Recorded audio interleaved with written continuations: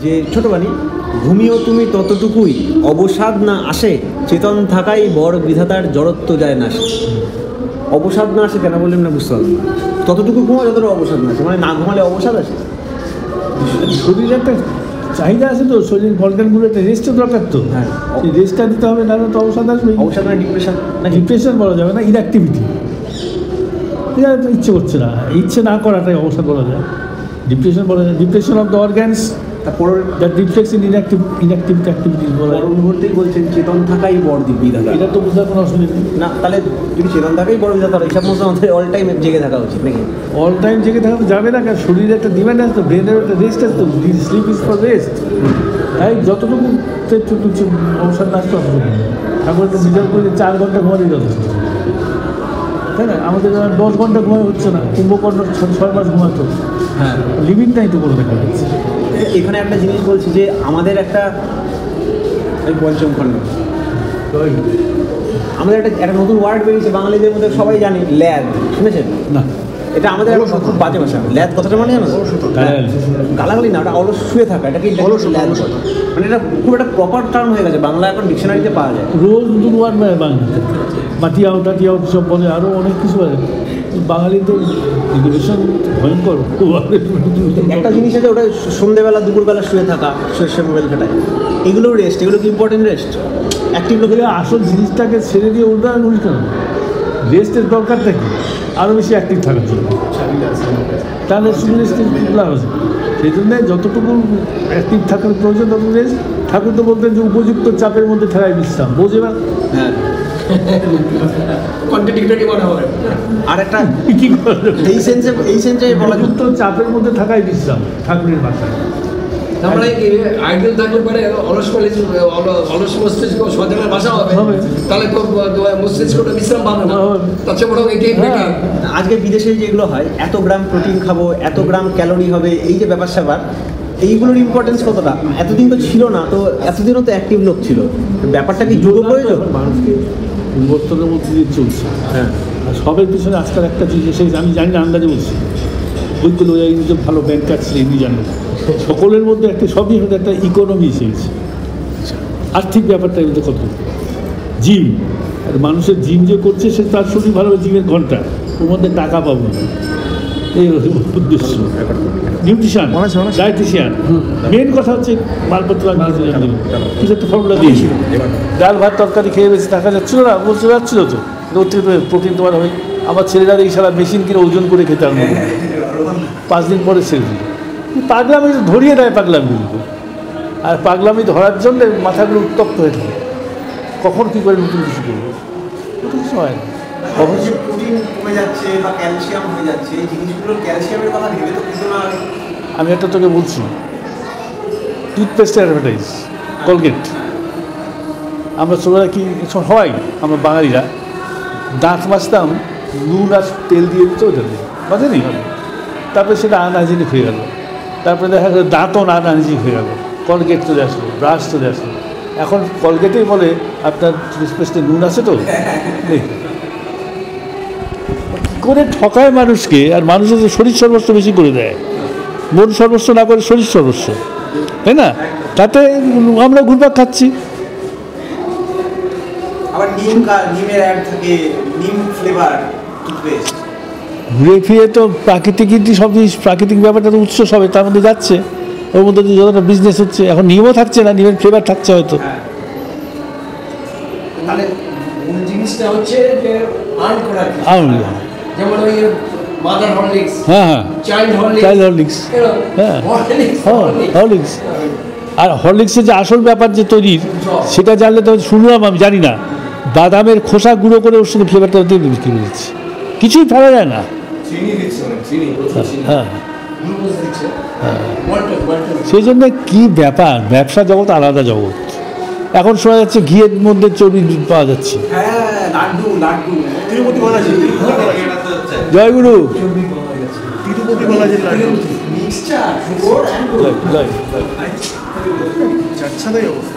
এখন কি খাবি তুই?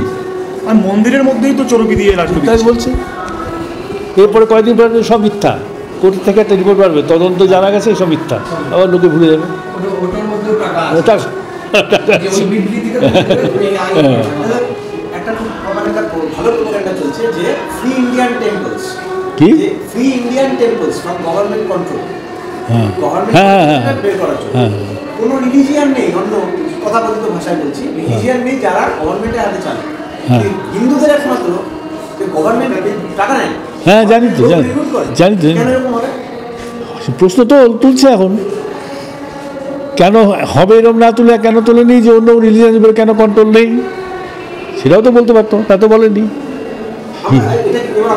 আমরা তো সম্প্রদায় নিরপেক্ষ ধর্মপ্রাণ দেশের দিকে তাকিয়ে চিন্তা করে কাজ করছি, এটা কি আমাদের মিশনের মধ্যে পড়ছে free Indian temples? For what purpose? কারণ টেম্পলটা হলে টেম্পলটা একটা কালচারের সেন্টার হতে পারে, কালচারাল সেন্টার হতে হয় যদি চলে, না তাহলে লাভ নেই কোনো। আসলে টেম্পলের পারপাসটা কি, টেম্পলে থাকে কি, দেবতা থাকে, দেবতা মানে কি, বিত্তমান চরিত্র থাকে, সেটা আমি কী করে অ্যাটেন্ড করবো, সেই গুণাবলী কোথায়, আমাদের এই লাইনে দেখতে হবে। ফ্রি ইন্ডিয়ান টেম্পল বলে একটা হিন্দু মুসলমান ঝামেলা চলছে, আর ওটাকে বাড়িয়ে দিয়ে মুসলমানটাকে পাচ্ছে টাকা, গভর্নমেন্ট ওদের কিছু বলছে না, এইসবের মধ্যে আর সৎসঙ্গ কমিউনিটি ঢোকা উচিত না আমার মনে হয়। আমাদের কি আমাদের যে মন্দিরগুলো আছে ওগুলো নিয়ে কাজ করা উচিত। আমাদের মন্দিরগুলোকে বাঁচাতে হবে যেন ওই ছাঁচের মধ্যে না পড়ে যায়। ওই ছাঁচ থেকে তো বত্তর হয়ে গেছে। তাহলে করেছিস, তুই তো করেছিস। জীবন্ত মন্দিরকে 80 বছর ধরে দেখার পরেও বুঝতে পারিসনি যে মন্দির ব্যাপারটা কি। মন্দির কী করে, মন্দির যাচ্ছি কেন, মন্দিরগুলো কোথায় আছে দেখেছিস? একটা লোক আমাকে বললো, কটকে যাচ্ছিলাম তো, এটা সৎসঙ্গ মন্দির, সামনে একটা কথা বললো, এখানে সব মন্দিরগুলো হাইওয়ের পাশে।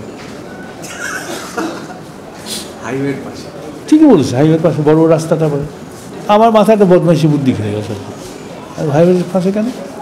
আমাকে বললো না, এখান থেকে আসামে যেতে হবে, দেবঘর থেকে বহু রাস্তা, একবার তো যাবে না, একটু রেস্ট নিতে হবে। রেস্টে যাওয়া কোথায়? হোটেল থাকবে লোকেরা, আমাদের পরিবারের লোক তো হোটেল থাকতে পারবে না, খাওয়া দাওয়া থাকাটা ব্যবসা আলাদা। বেশ সারা একটা মন্দির করবে, মন্দিরের পাশে কী হবে, একটা আচার্য ভবন হবে, কি ঠাকুর পরিবারের থাকার জায়গা হবে, ঠাকুর পরিবার বছরে একবার থাকবে, দুবার যাবে, আর সবাই মন্দিরের যে আশেপাশে যারা তারা থাকবে, হয়ে গেল একটা ব্যবস্থা। মন্দিরের নাম দিয়ে কত লোকের মন্দির হয়ে গেল, এরকম করে হচ্ছে বহু কিছু। যদি মন্দিরে তো ঠাকুর তো বলছেন প্রতিটি মন্দির যদি একটা সিট আপ কালচার হয় তাহলে তো অসুবিধা নেই। কোন মন্দিরে হচ্ছে যাজন, কোন মন্দিরে যাজন হচ্ছে, কোন মন্দিরে ঠাকুরের ভাবে প্রতিষ্ঠা হচ্ছে, একটা মন্দিরে তাহলে তো হলো না, ফেল করলি। দেখিনি ঠাকুর বলছে প্রত্যেকটা মানুষের চলন্ত মন্দির হোক, বলেননি? তাহলে তাহলে এটা তো আরো সোজা, you don't have to collect any money. বাড়িতেও তো করলেন, বাড়িগুলো ঘরগুলো আমাদের বাড়ি, তা করলো না বলবি না, করিনি তাই বল।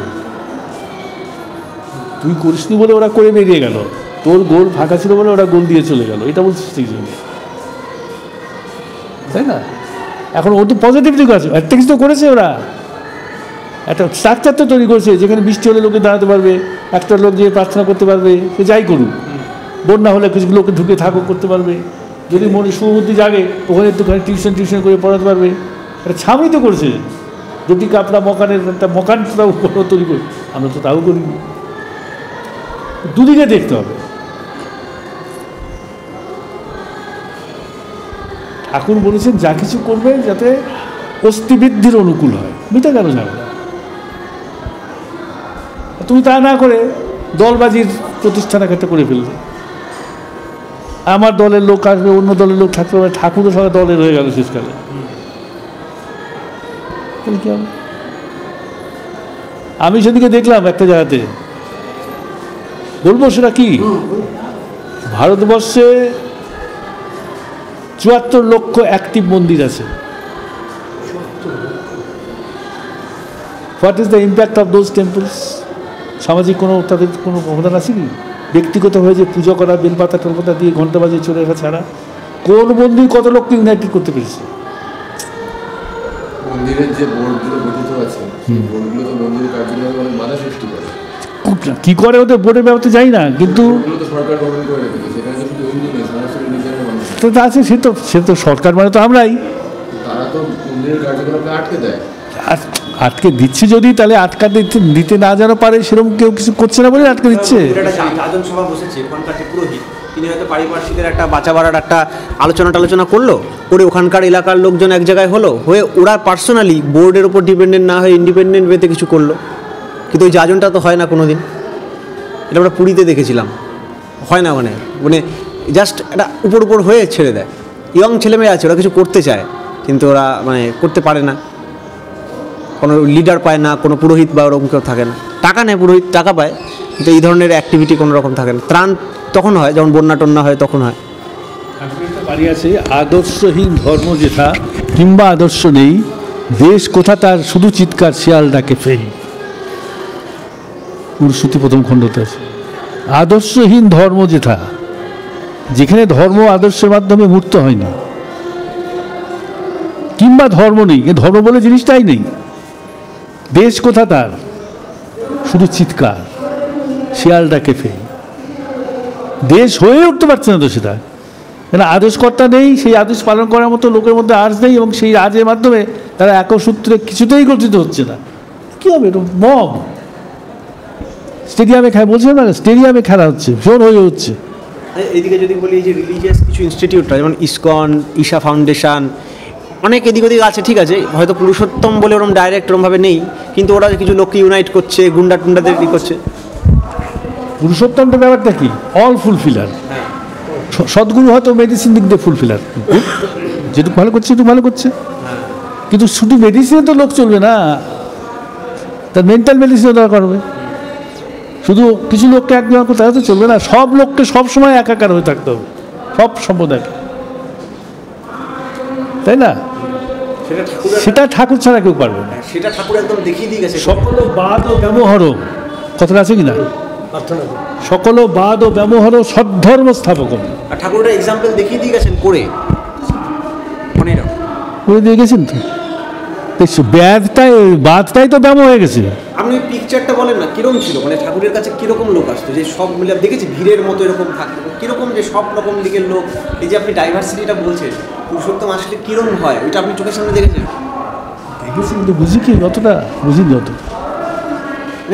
লোকের মধ্যে যে আলোচনা প্রসঙ্গে যে ভাষাতে লেখা আছে, ওটা পড়লে বোঝা যায়, তোমার প্রীতি ছিন্ন জীবনকে গেঁথে আনে, এটা হলো আসল কথা। তোমার প্রীতি ছিন্ন জীবনকে, এই যে আইসোলেটেড ছোট ছোট টুকরো টুকরো হয়ে মানুষগুলো বিভক্ত হয়েছে, সেগুলোকে একসাথে করে একটা মালার মতো করে দেয়। আপনি দেখেছেন এটা নিশ্চয়ই দেখেছি। এই যে লুৎফর রহমান, এইখানে বাবার সাথে দাঁড়িয়ে কথা বলছে, প্রপার মুসলমান, নামাজ পড়তে ভালো। লুৎফর রহমানকে মুসলমান নাম হিসেবে চিনি, প্রপার কি ইমপ্রপার আমি জানি না। বলছি নামাজ পড়ে না, নামটাই শুধু মুসলমান। নিশ্চয়ই ঠাকুরের সাম্রাজ্যে এসছে, মুসলমান নামাজ পড়বে না? হাজামেন পাজামি পাঞ্জাবি ঠাকুরের কাছে ধমক খেয়েছিল, কেন তুই তোর ড্রেস পরবি, এটা পড়ছিস না, প্যান্ট পরে না, পাজামা পড়ছিস না। হাজামেনের ঠাকুরবাড়ির গেট দিয়ে ঢুকছে তো পাজামা পাঞ্জাবি পরা একজন, যে আমিও ছিলাম তার মধ্যে, ছেলে মানুষ বদমাশি করে না, ঢিলে দূরে বেঁধে পাঞ্জাবি যখন বেঁধে দিল পেছন থেকে, টেরও পেল না, যাচ্ছে তো ঢিলটা ঢুকে দুলছে হাজামেন। এইসব দেখেছি তো আমরা। তাহলে এই যে এখন অনেকে দেখি যে বিদেশি লোক তারা হরে কৃষ্ণ করে, তারা খ্রাইস্টকে ছোট বলে, এই ব্যাপারগুলো জানি না, আমি বুঝতে পারি সেটা ওদের এরকম কি। যদি কোনো বিদেশিদের খ্রিশ্চান যে তার যদি কৃষ্ণকে ভালো লাগে, হয়তো ওর হরে কৃষ্ণ কীর্তন করতে ভালো লাগে, ওরা হয়তো অতটা। একটা কথা, there is no difference in between a true Muslim, true Christian and to Hindu. এই কথা মানেটা কি?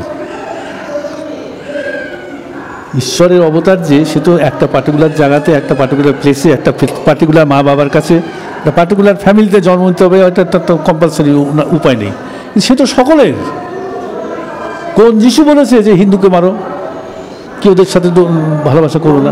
বলেছেন কাফেরদের মেরে ফেলো, না কি বলেছেন বলছিস?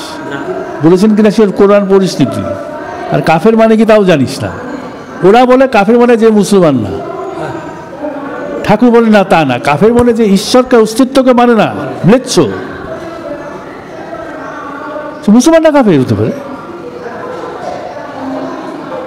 তাই না? তাই নববেদ বিধাতা যিনি, যে নতুন করে আমাদের শেখালেন, সেই ডিকশনারিটা না পড়ে 17th সেঞ্চুরি ডিকশনারির মধ্যে যা লেখা আছে সেগুলোকে ধরে বসে থাকলে পরে ভুল তো হবেই।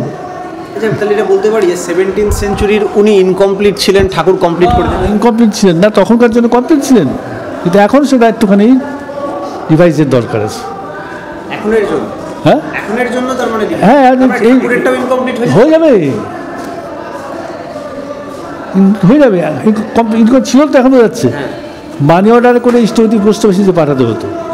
তার আগে কি করতো, রাজা মহারাজারা ঝুড়িতে করে অর্ঘ্য নিয়ে মাথায় করে ঠাকুরে বলা আছে দিয়ে আসতো। তাহলে এখন পোস্ট অফিস পর্যন্ত যাবে না, তাই বলতো ঠাকুরে বলা আছে। কিন্তু এখন কি হয়, আমি অনলাইনে পাঠাইনি, তাই না? তাতে কী অন্যায় করলাম আমি? ইষ্টপতি নিবেদন আমি জমা করা করছি, প্রেরণের পদ্ধতি মানছি। এখনকার রিসেন্ট টেকনোলজি যেটা, সেটা আমি অ্যাডাপ্ট করছি, সুবিধা হবে তাতে, না হলে অসুবিধা হবে। কিন্তু দেবো আমি, মানে কালেকশন হবে না বাড়ি বাড়ি গিয়ে, না কালেকশনের সিস্টেম নেই। হ্যাঁ, ইন্ডিভিজুয়ালি একজনের অন্যটা কালেকশন করে সিস্টেম না করে নেই, অসম্ভব।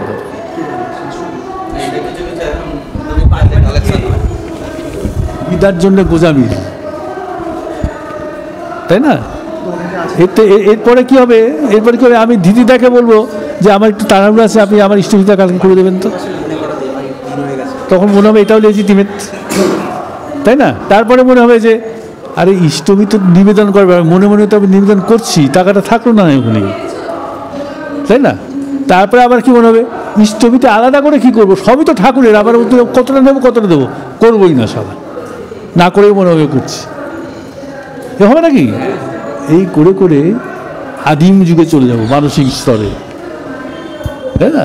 সেই জন্যে তিনি বলছেন যে আমি যেটা বলে গেলাম সেটা বোকার মতো করে মেনে চলো, সেটাই বুদ্ধিমান, তাই না? এত যুক্তি ফুক্তি দরকার নেই, যুক্তির শেষ নেই। তুই যে সমান স্ক্রুড্রাইভার ঘুরে যাচ্ছিস প্যাঁচের মতো করে, ওর বিশেষ প্রয়োজনীয়তা নেই। প্রশ্ন করে মানুষ তো জানতে চায়, ওদের বলতে হয় যে প্রশ্নের উত্তর হয় পাওয়া যায় করে দেখলে, বললে হয় না। এগুলো শুনে শুনেই তো ওই প্রতিজন্ম করছে। হ্যাঁ, তো আসছে 3 মাস, 3 মাসের প্রতিজন্ম করছে। কি আসছে? এগুলো শুনে শুনে তো 3 মাসের প্রতিজন্ম এসছে, এগুলো শুনে শুনে হয়েছে। আর যেটুকু শুনে হচ্ছে তো ভালো, মানে অপপ্রচার তো শোনেনি, ভালো জিনিস শুনেছে। যা কিছু বলতে হবে স্ট্যান্ডার্ড জিনিস বলতে হবে, বিশুদ্ধ জিনিস। এখানে একটা জিনিস, মুসলমানরা যদি যখন নামাজ পড়বেন, যদি তিনি তার বৈশিষ্ট্যটা বজায় রাখেন, তাকে নামাজ পড়তে হবে। নামাজ পড়লে সমবেত প্রার্থনা, বারবার করে বিনতি আর দয়াল আমার কখন করবেন, জীবনটা তো চুজ করতে হবে। করবেন না, করবেন না, করবেন না, নামাজের মধ্যে দিয়ে যেটুকু হবে ঠাকুরের পদ্ধতি হবে। তাহলে ঠাকুরকে ফুলফিল করা কোথায় হলো? ঠাকুরের ফুলফিল করা শুধু নামাজটা পাঠ করে কি বিনতি পাঠ করা তো না, ঠাকুরের আর যেসব নীতিবিধিগুলো আছে, সবচেয়ে প্রধান নীতিবিধি আছে, সমস্ত মানুষগুলোকে ঈশ্বরের সন্তান ভেবে ভালোবাসো তুমি, প্রত্যেকের বেঁচে বলার সহায় হও, প্রত্যেকের অস্থিবুদ্ধির যোগান দেওয়ার হও, এটা হচ্ছে ঠাকুরের কথা।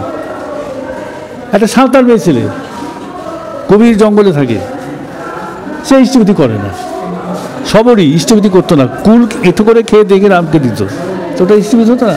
কিশোরী মন্দার সে ইষ্টবিধি করেনি কখনো, অনন্ত মহারাজের সময় ইষ্টবিধি ছিল না, তাহলে কি বলবো ওদের? সৎসঙ্গী না, না স্বচ্ছ ভালো সৎসঙ্গী। তাই ঠাকুরের বলা আছে, ইষ্টধরণ ধান্দা যার মাথায় মজুদ রইল না, 1,00,000 টাকা করলেও দান ধর্ম তারে বইল না, বলা আছে কিনা? ইষ্টধরণ ধান্দা যাহার মাথায় মজুদ রইল না, সে ধান্দাটা কি?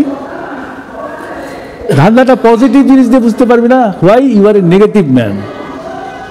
চোর হিসাবে বুঝো, তোর ধান্দাটা কি ভালো বুঝতে পারবা, সাধু ধান্দা বুঝতে পারবে না। সে রাত দিন চুরির কথাই ভাবছে, সুযোগ কোথায় কী করে কারটা কী করে মারা যাবে।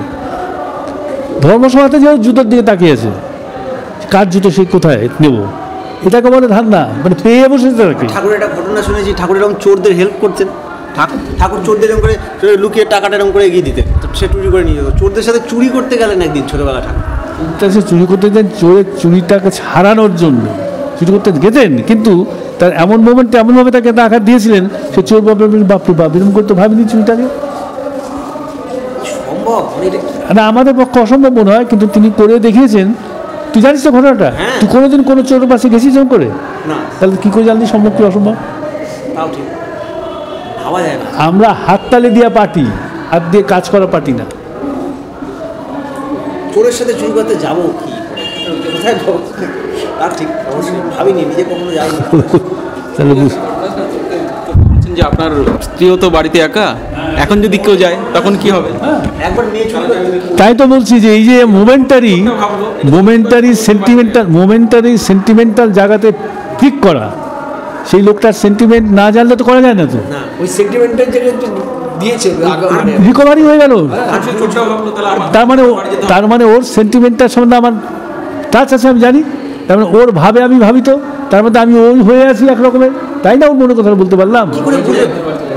বলেছিল দরজা দিয়ে এসছিস, বলে না দেয়নি, হ্যাঁ সিকিউর বাইরে থেকে দিয়েছে, হ্যাঁ। বলে এবার কেউ যদি ঢুকে তোর ওয়াইফকে কিছু একটা করে দেয় এরকম আর কি, তখন ওর মাথায় ভালো আর কি। আর ওই জায়গাটাই ঠাকুর হ্যাঁ। তাকে একদম অপটিমাম লেভেলে একদম। আর একটা কথা কি, এই কথাটা বলবে বলেই হয়তো সুযোগ খুঁজছিল ওর সাথে চুরি করতে যেয়ে। ঠিক যথাসময়ে হ্যাঁ, যথাসময়ে বলবে। প্রেসক্রিপশন করে দিল। আর তখন তো ঠাকুর একটা ইয়ং ছেলে, বাচ্চা ছেলে, তাতে কি অসুবিধা হয়েছে? জানি মানে এই লেভেলের সাইকোলজি মানে কি অদ্ভুত ব্যাপার সেটা। অ্যাজ এ হিউম্যান বিং আমি স্টাডি করছি, ভাবা যায় স্টাডি করা মানে প্র্যাকটিক্যাল করা, শুধু বসে কি আছে চোর, চলো সাথে যাবো। চোর তো তাহলে যেতে হবে বড় বাড়িতে। নিজেকেই প্রথমে ধর না। আছে চোর, আছে পড়ে আছে। ঠাকুর যেমন এই চোরদের সঙ্গে যেতেন, বড় বাড়ির একজন লোক বলছিল যে গোবিন্দা ও হ্যাঁ, এটা দারুণ কথা। আচ্ছা না না না না না, না ঠিক আছে ঠিক আছে।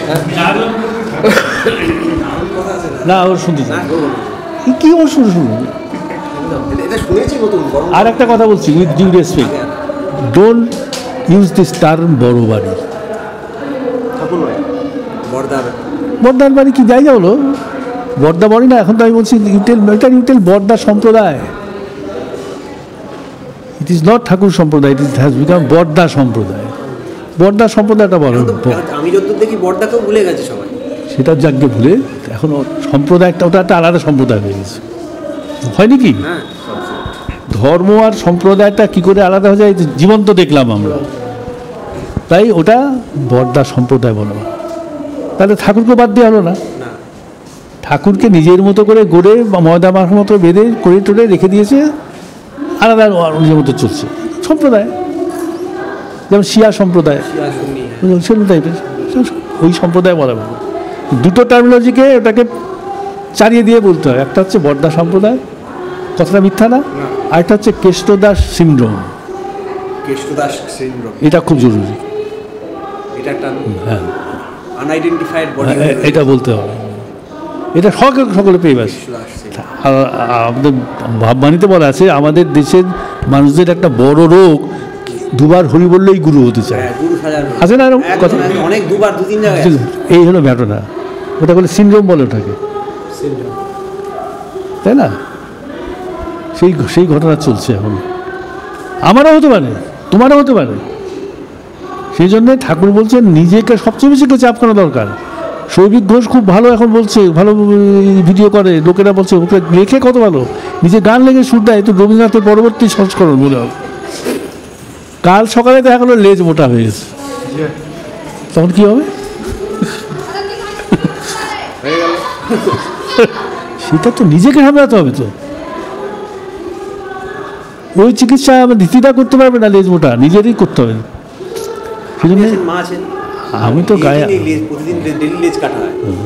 সেটা খুব ভালো। ওরকম হয় যদি থাকে, যদি তাহলে খুব ভালো। তাই ঠাকুর প্রসঙ্গ করতে হবে। ঠাকুর জিনিসগুলোকে যে চুরি করে কী করে, দাদা যেমন ধুলিতা বল কী করে করলো, কোন মোমেন্টে বললো, এগুলো স্টাডি করার বিষয় নিখুঁতভাবে। এই যে ও বললো যে চুরি করছিল, হয়তো ওই কথাটা টাইমলি বলবে বলি, খুঁজছিল সুযোগ। এইগুলো হচ্ছে তাকে স্টাডি করা, অবজারভেশন, মনন। এটাকেই বলে মনন, এটাকে বলে বোধে আনা। তাই ঠাকুর বলছেন কি, বানাটা বললাম বারবার, ভাষার কিন্তু কমই মানে, বোধ যদি তোর বোধ বার হয়।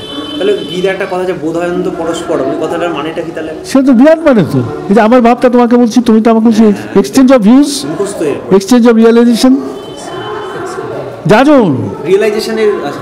যাজন একই জিনিসকে নানা রকমভাবে উপভোগ, তাই না? কেউ বলছে ঠাকুর চোর করে, চুরি করতে গেলেন। তুই সাথে সাথে ঠাকুরের হেমকবি মদ খা সারাদিন, কেউ আবার বলছে ঠাকুরের রমন শর্মাকে দেখি তো আমাদের এই করে খাওয়াতেন। একই জিনিস রকমারিভাবে এনজয় করছি।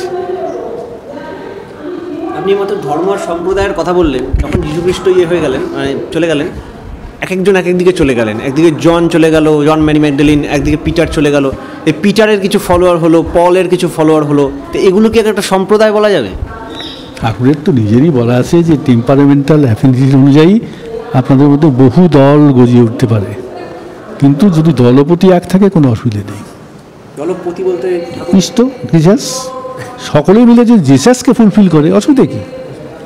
আমি ওষুধ বানাই আর তুমি লেখো, তাতে আমরা মারামারি করবো কেন? না, আমি কখনো বলতে যাবো না যে সৌভিক ঘোষ ছোট, তুমি কখনো বলতে যাবে না যে ও ছোট। দুজনে একই জনের কাজ করছে। অ্যাপোস্টলদের মধ্যে মারামারি হয়েছিল কি? না, এটা মনোমালিন্য হয়েছে। মন থাকলে মনোমালিন্য হতে পারে, মতমালিন্য হতে পারে, মনোমালিন্য হবে না। হ্যাঁ, ইষ্ট যদি এক থাকেন তাহলে সকলে এক জায়গাতে যে মার্চ করবে। এক জায়গায় একটা এই যেরকম হয় বন্ধুদের ঝামেলা টামেলা হয়েছে, ঝগড়াঝাটি হয়, মারামারি করি তখনই হ্যাঁ সেটা না, আমাদের ওরম মারামারি হয় না, তাহলে তো পড়েই যেত। আচ্ছা হ্যালো।